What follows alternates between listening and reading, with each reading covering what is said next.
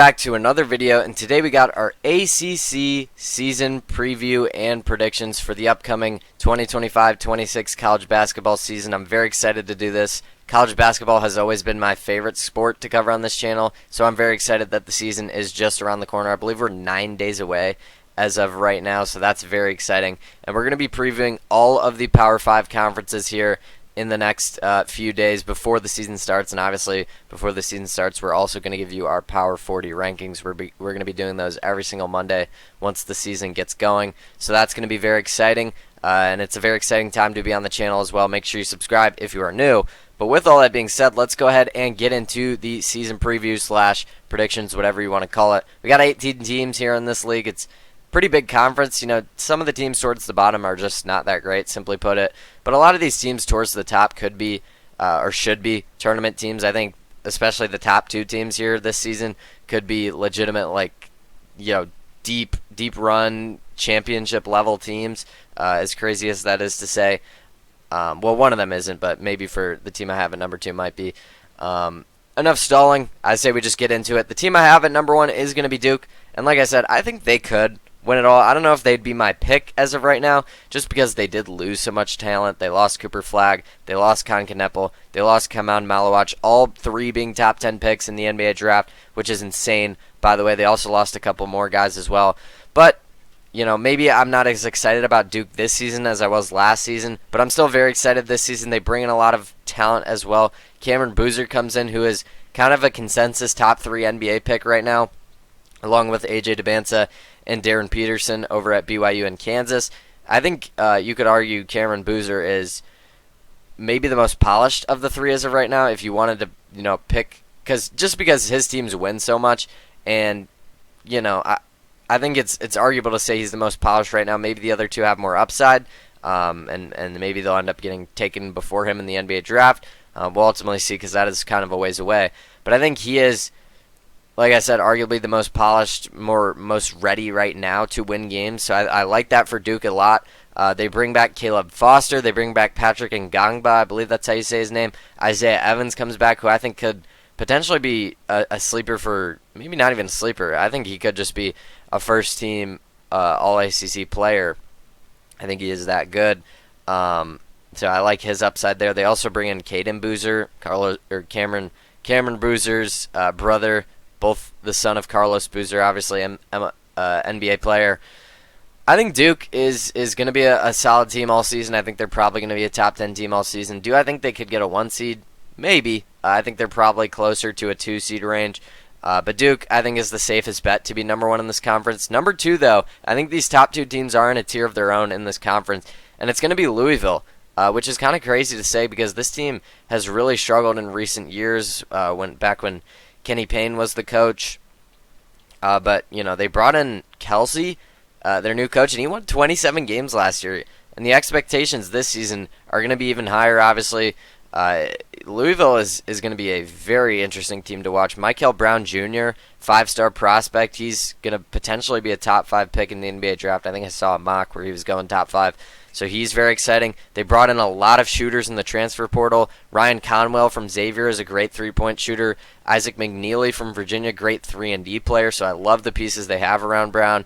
And, you know, it's not even just the guards that are like, I mean, obviously the guard play is amazing for Louisville. That's definitely their strength.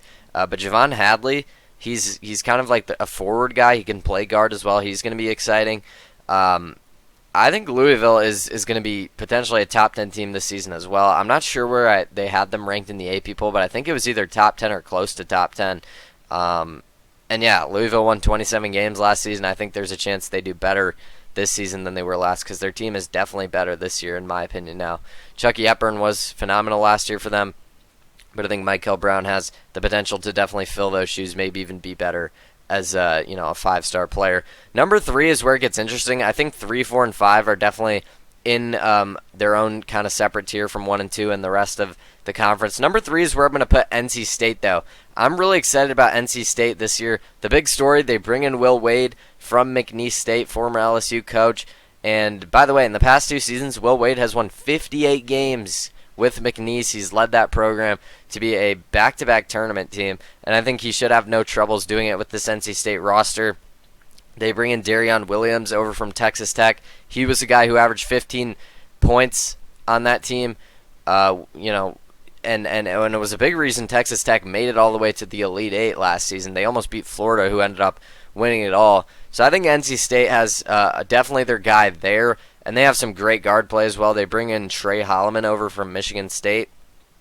They bring in a whole lot of transfer guys. Their whole team is pretty much transfer portal based, which worries me a little bit, but I think Will Wade should be fine. Obviously, this guard play, I think they have like 5 or 6 guards that I honestly trust. The bigs are a little concerning, but honestly, I think they could probably play Darion Williams. I think he played the 4 at Texas Tech for a lot of the season, so they could definitely do that. I think NC State should be just fine. Some people are a little worried about the defense, but I'm going to trust Will Wade. I think he's probably the best defensive coach, defensive mind at least, in this conference. I think NC State is going to be for sure a top 5 team in this conference. Number 4 is going to be where I have Virginia. I'm excited about Virginia, man. They bring in Ryan Odom over from VCU, who was formerly at UMBC when he actually beat Virginia, so it's a cool little full circle moment there, big story, or a good story, I guess you could say. They bring in Malik Thomas from San Francisco, who almost averaged 20 points last season. Now, last season, Virginia was one of the worst offenses in Division I. Their defense is always going to be good, and I don't think that's going to change with Ryan Odom. He had a great defense at VCU last season. I think Malik Thomas is going to be a first-team All-ACC player for sure. I think he's almost a lock. I think he's going to be the guy on this Virginia team, and I really like this team, man. I think they got a lot of good pieces around Malik Thomas. He's obviously the star, but I think Ryan Odom is a great head coach. I think he's going to continue this Virginia defensive-oriented philosophy and ideas, and I think Virginia is going to get a significant boost here, bringing in Malik Thomas to elevate that offense. At number 5 is going to be UNC. Now, UNC could finish anywhere from 3 to 10. It's all going to depend on how well Hubert Davis does with this team. They bring in Caleb Wilson. He's a 5-star. He's going to be very exciting. They bring in Jaron Stevenson from Alabama. I believe that's how you say his name. And he kind of stepped up for Alabama a lot last season. So that could be interesting. Kyan Evans comes in from Colorado State. I don't know. UNC, they have some tough non-conference games. They play Michigan State, I know. I think they play Kansas and Kentucky, I want to say. So that's going to be a make or break. If they're going to have to win some of those big non-conference games, because if they end up falling behind early in the season, they're going to have to play, kind of behind the chains, if you want to make a football reference. In ACC play, I think they could be in a bit of trouble. Hubert Davis is obviously on the hot seat. I think he's probably, one more bad season, one more disappointing season, he's probably out of there. It is tough because he is, an alma mater, I believe. But UNC, man, they made the national championship game a few years ago as the 8 seed. So they weren't even all that special in the regular season. I know that team was special because, you look at Caleb Love, RJ Davis, Leaky Black, Brady Manick, just so many fun names. But when was it? It wasn't last year, but I think the year before that they were ranked number 1.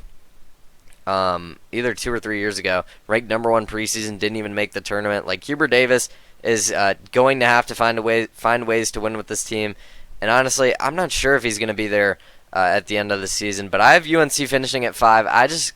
They keep disappointing every season, so I'm kind of getting off the UNC hype train a little bit, but maybe they can prove me wrong. They definitely have the roster and the talent to do so. I think they're ranked 3rd, and I think they're ranked 3rd in both KenPom and Bart Torvik preseason, metrics as of right now, and that kind of makes sense to me. After this, I think anywhere from 6 to 12 is kind of the next tier teams, honestly. I don't think anybody's really separating themselves here in the middle of the road for the ACC. I think these 5 teams are probably the tournament teams, and I think maybe you could see one of these next 6 through 12 teams getting into the tournament as kind of a sleeper, sneaky team that kind of comes out of nowhere. But I think these 5 teams are, I don't even know if these 5 are locks. I'll say these 5 are, actually, I don't even know if I can say that. I think the ACC has a lock of 4 teams likely to get 5 teams in and potentially get 6 in. I don't think they get 7 teams in to the tournament this season. But number 6 is where I'm going to have Clemson. They did lose a lot, but Brad Brownell finds a way to maximize the talent he has on the roster. They bring in Nick Davidson over from Nevada, but besides that, they lost a lot of their guys from last season. They brought back Dylan Hunter, though. He played in 30 games last season. He started 9 games. He's probably going to be a starter this season. This is kind of just me trusting Brad Brownell. I think he's a great coach. And Clemson has made the tournament 2 years in a row. I think there's a chance they could get in here, but their roster is definitely has definitely lost a lot. But he's been able to maximize his potential, man. PJ Hall was a great guy a few years ago. He really just kind of brought him up. So I'm going to trust Brad Brownell to maximize his roster to the best of his capabilities, because honestly, I think that's what he might do here. This ranking is basically just based off coaching, because I don't think this roster is 6th best in the ACC. I don't even know if you could say this is a top 10 roster, maybe like bottom of the top 10, but this is just a testament to my respect for his coaching. At 7, though, I'm going to have SMU. SMU is an interesting one. SMU is, I look at all these articles, all these preseason rankings. SMU is anywhere from like 6 to like 13 on some people. So people don't really know what to expect with SMU. I'm just going to kind of go somewhere in the middle. They won 24 games last season. They had a pretty solid record. But against ranked opponents, they were 0-4. They didn't end up getting into the tournament even after winning 24 games. They bring in Jaron Pierre Jr., Conference USA player last season. He averaged almost 22 points a game. So that could be very interesting. But honestly, they won 24 games last season. They didn't beat a ranked team, and I think they kind of got worse from last season. They bring back Boopy Miller. He was on their team last season, and he could potentially be all ACC. I wouldn't be shocked. I know they played Louisville twice this season. They play UNC. They play Duke. So those are going to be kind of their big games. But yeah, I'm not sure if SMU will be able to get in. They weren't able to get in last season after winning 24 games, and I honestly think they got worse. But they did show some signs of life last season. Number 8 is going to be Notre Dame. Notre Dame, another team, could be could be as high as like 5 or 6, could be as low as like 12, 13. Like Notre Dame is going to be very interesting, obviously. With Notre Dame, the roster is interesting. I think it's going to be a lot of carrying the load for Marcus Burton. He averaged 21 points a game. That was 5th among all D1 players last season. He got a lot better shooting the ball last season. He finished at 37.5% shooting the ball. So that's obviously huge for Notre Dame, bringing him back. But besides him, I don't really know. I think there's some hope coming into the season, which is exciting. I think their coach Shrewsbury, I believe is his name. This is probably his most talented roster he's ever had. I think this is his 3rd year here. So I think on the back of Burton, they could definitely be interesting, but I'm not sure besides him how much upside this roster has. Definitely some talent there though. But, they did bring a lot back. So I'm going to give them the 8th spot here in the ACC. Number 9 is going to be Virginia Tech. Virginia Tech's an interesting one because, again, so many of these teams here in the middle range of the ACC are ranked as anywhere as high as 6th on some of these people's lists and as low as, like, 12. Like, that's what I'm saying. I think 6 through 12 is just all. It could be any order you want. I'm going to go Virginia Tech at 9. I feel like this is higher than most people have them. I'm a big Avdalas guy, I believe is how you say his name. I think he was the top international prospect available, and he comes to Virginia Tech. Virginia Tech has kind of been disappointing the past few years. They had that run in the ACC tournament a few years back where they were like the 10 seed. They end up winning the tournament. That was very fun. But since then, they really haven't done much in ACC play. But I don't know. They brought in a guy from Delaware who averaged 12 points a game last season. I think Virginia Tech has enough talent to make some noise here, and I think Avdalas could potentially be first team, maybe second team all ACC. I think he is very solid over there. Number 10 is going to be Syracuse. You look at this roster, it's actually pretty solid, but honestly, I don't really trust the coaching here. Ever since Jim Boeheim left, the guy they brought in, 34-31 record in his first 2 seasons. He was 7-13 in ACC play last season. So honestly, I wouldn't be surprised if they looked for a new coach after this season. I really wouldn't be shocked. But they brought in Keon Anthony, son of Carmelo Anthony, so that's a cute little story. Obviously, Carmelo Anthony, Syracuse legend. But like I said, I think this roster, you could, maybe Syracuse has the highest floor of all these teams, but ceiling-wise, I don't know. I just don't know if I trust the coaching enough to be able to get it done. Number 11 is going to be Miami. Miami, obviously, very disappointing season last year. They finished 7-24. Tied the program record, by the way, for most losses in a single season. It was a disastrous year. Jim Loringa stepped down as the coach mid-season, and it's a very new era here. They brought in Trey Donaldson from Michigan. They brought in Malik Renew from Indiana. Both those guys could potentially be ACC, all-ACC teams, maybe all-ACC third team. Maybe not both, but maybe one of them has the chance to. But besides that, this roster just isn't that exciting besides those two. I don't know. They hired Jai Lucas, who was the Duke assistant coach. He's, a lot of people like to say he's one of the best recruiters in the country, so that could be interesting. They brought in Shelton Henderson, who was previously committed to Duke. He flipped his commitment to Miami. So they have some talent here, but I don't know. It's hard for me to pick them to go very high, obviously, when they won 7 games in total last year. So that was obviously just a terrible showing. I got Miami at 11. Number 12 is going to be Wake Forest. I'm not too sure what to expect from Wake Forest. I'm kind of lower on them. I don't know. They lost a lot of their starters. They weren't even that good that last season. They didn't make the tournament. Since 2010, they've only made the tournament 1 time. I'm giving them 12. I don't think this roster is all that great. I'm giving them this 12 spot, though, just because they've won at least 20 games in 3 of the last 4 seasons.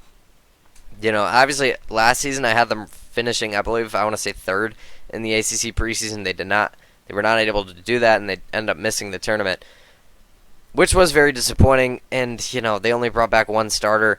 I don't know. I'm not too high on Wake Forest. I don't really see where the excitement is coming from. Maybe it's just because of the coach, but I don't know, man. They've only made 1 NCAA tournament since 2010, so I guess maybe they have a high floor, but I don't see where the ceiling is. Florida State, I think, has a much higher ceiling, but maybe the lowest floor of these next group of teams. I think, these last 6 teams are also kind of in their own tier. Maybe you could split it up, but I don't know. I don't think it's that much of a difference here from 13 to 18. So I'm going to go Florida State at 13, though. A lot of things I've seen have Florida State as one of the bottom 3 teams. I don't know, man. They brought in this NBA assistant. I believe his name is Luke Locks. Not sure if I'm pronouncing that right. But he was on the Kings for a while, assistant coach behind Mike Brown. I'm very high on Mike Brown, so maybe he'll take some of what he learned from him. And I think he could really raise the ceiling of this Florida State team. Like I said, I think they have one of probably the highest ceiling of these bottom 6 teams, which is why I have them at the top. So yeah, that's really it. I mean, it's essentially a brand new team. They brought in a lot of guys from the transfer portal. They brought in this guy from Jacksonville who averaged 16 points. He's probably going to start. He's probably going to have a pretty significant role. And yeah, like I said, I think they have a pretty high ceiling, but the floor is arguably bottom of the ACC low. So it's a big question mark for Florida State. We'll kind of see what they have this season. 14 is going to be Georgia Tech. I don't really know about Georgia Tech. They brought back a few of their starters last season. But, how excited can we be about them? They brought in a guard from Pacific, Lamar Washington. He averaged 13.5 points. I don't know. They were 17-7 last season. Not great. 10-10 in ACC play. I think they were the 8 or the 9 seed in the ACC tournament.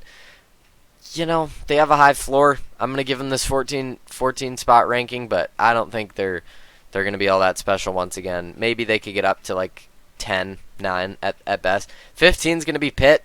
This Pitt team, not very exciting. I think this is another school that could potentially look to have a coaching change here at the end of the season. They got a lot of new faces of them. They brought in 2 transfers from Iowa State. They started out 12-2 last season, which was really solid, but they really fell off as the year went on. I don't think they made the tournament last season.